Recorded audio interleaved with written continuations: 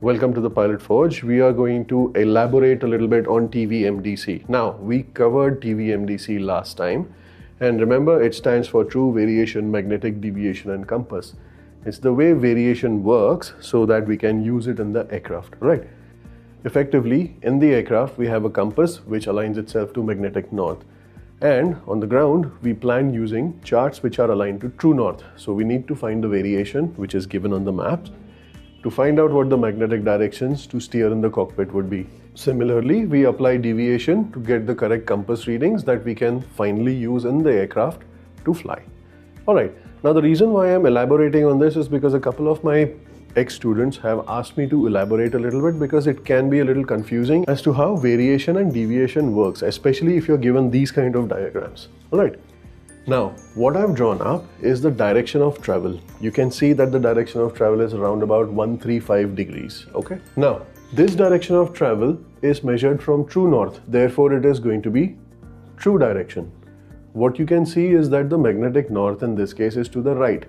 Therefore, when you measure, variation will be subtracted from the total or the true direction. In this case, the magnetic north is to the left. So when you measure magnetic direction, you'll have to add this extra portion in.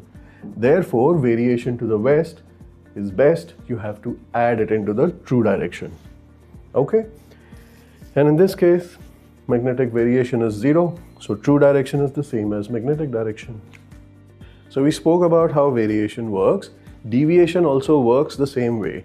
Deviation east means that the compass north is to the right of magnetic north, and deviation west means that the compass north is to the left of magnetic north.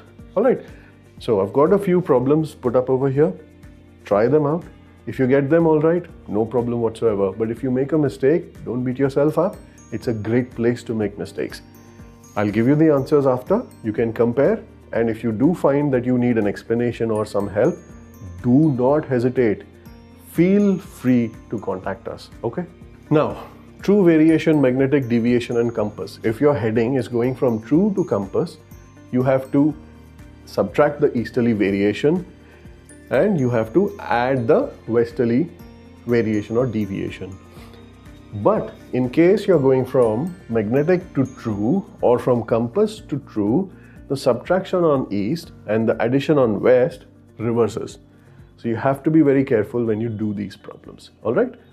Have a go. I will put up the answers in the next frame. Here's all the answers. If you got them right, great. If you've made a mistake and you need more clarifications, please feel free to get in touch with us. Okay?